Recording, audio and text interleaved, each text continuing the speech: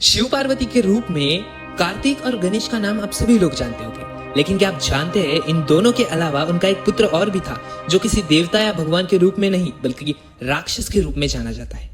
वामन पुराण के अनुसार शिव पार्वती के पुत्र कार्तिक और गणेश के अलावा अंधक नाम के पुत्र के जन्म की कहानी मिलती है। इस कहानी के अनुसार एक बार भगवान शिव और माता पार्वती घूमते हुए काशी पहुंच गए। वहां पर भगवान शिव अपना मुंह पूर्व दिशा की ओर करके बैठे थे। उसी समय पार्वती ने पीछे से आकर अपने हाथों से भगवान शिव की आंखों को बंद कर दिया। ऐसा करने पर उस पल के लिए पूरे संसार में अंधेरा छा गया। आप सभी तो जानते हैं स्वयं भगवान शिव पृथ्वी के रखवाले हैं। दुनिया को बचाने के लिए शिव ने अपनी तीसरी आंख खोल दी, जिससे संसार में पुनर्रोशनी हो गई। लेकिन उसकी गर्मी से पार्वती को पसीना आ गया। उन पसीने की बूंदों से एक बालक प्रकट हुआ। उस बालक का मुंह बहुत ही बड़ा था और भयंकर था। उस बालक को देखकर माता पार्वती ने भगवान शिव से उसकी उत्पत्ति के बारे में पूछा।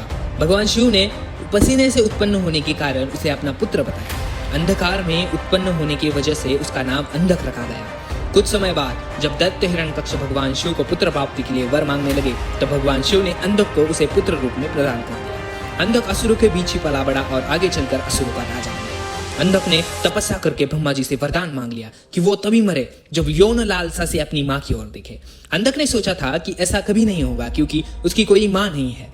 वरदान मिलने के बाद अंधक देवताओं के परास्त करके तीनों लोगों का राजा बन गया।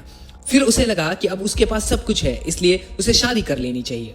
उसने तय किया कि वो तीनों लोगों की सबसे सुंदर स्त्री से शादी करेगा।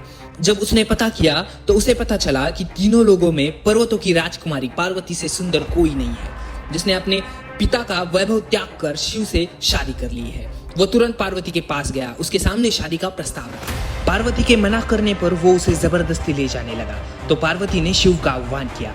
पार्वती के आह्वान पर शिव वहां उपस्थित हुए और उसने अंधक को बताया कि तुम पार्वती के ही पुत्र हो। ऐसा कहकर उन्होंने अंधक का वध कर दिया। वही दूसरी तरफ वामन पुराण में अंधक को शिव पार्वती का पुत्र बताया गया है, जिसका वध शिव करते हैं, जबकि अन्य मतानुसार अंधक कश्यप ऋषि और दिति का पुत्र था, जिसका वध भगवान शिव ने किया था। तो ये थी शिव पार्वती के तीसरे पुत्र की कहानी। कैसी लगी आपको कमेंट सेक्शन में जरूर बताना। धन्यवाद।